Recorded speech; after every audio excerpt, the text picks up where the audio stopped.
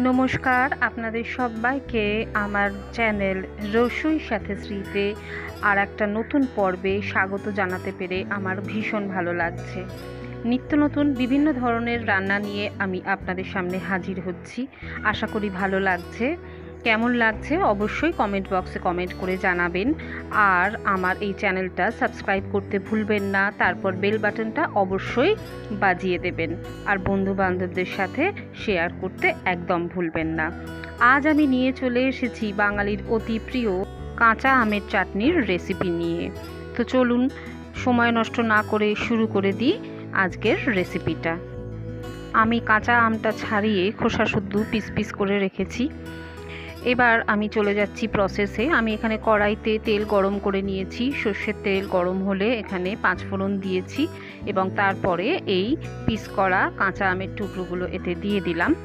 এবার ভালো করে এই তেলের সাথে একটু নেড়ে নেব 1 মিনিট খানেক মতো।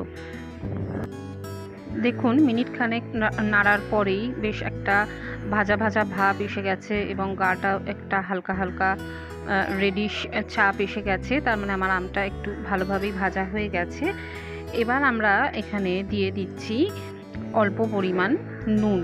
খুব সামান্য পরিমাণ নুন দিতে হবে, কারণ নুনটা আমরা কিন্তু চাটনিতে ফিল করি না, জাস্ট একটা স্বাদ আসার জন্য যে নুনটুকু না দিলে নয় সেটুকু দেব।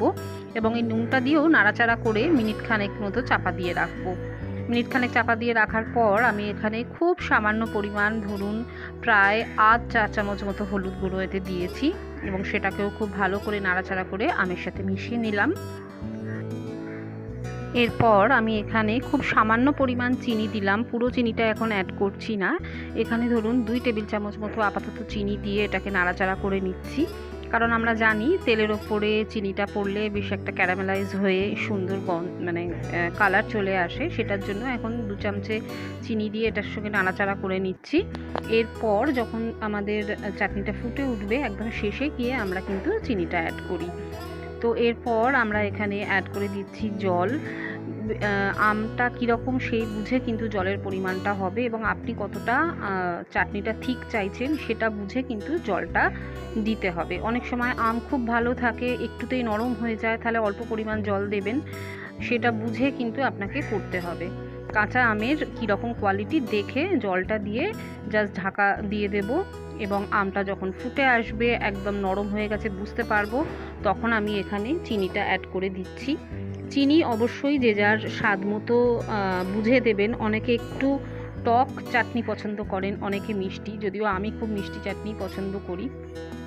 এবং এখানে আমি প্রায় 1.5 কাপ মতো চিনি অ্যাড করেছি এবং এটাকে ফুটিয়ে আরও একটু ঘন করে আনছি, কারণ আমার বেশ ঘন চাটনিটা ভালো লাগে।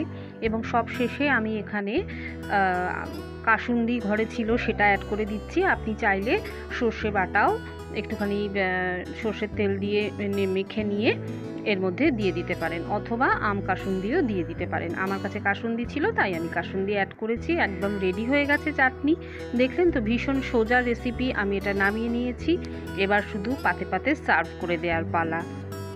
আশা করি আপনাদের এই কাঁচা আমের চাটনির রেসিপিটা ভালো লেগেছে। ভালো লাগলে অবশ্যই বন্ধুবান্ধবদের সাথে শেয়ার করবেন আর সাবস্ক্রাইব করতে ভুলবেন না, কারণ আপনাদের সাবস্ক্রিপশান এবং আপনাদের একটা লাইক শেয়ার আমাকে উদ্বুদ্ধ করে আরও নতুন নতুন রেসিপি আপনাদের কাছে নিয়ে আসার জন্য। আজকের মতো চললাম, আবার খুব শিগগিরই ফিরে আসবো নতুন একটা রেসিপি নিয়ে। টাটা।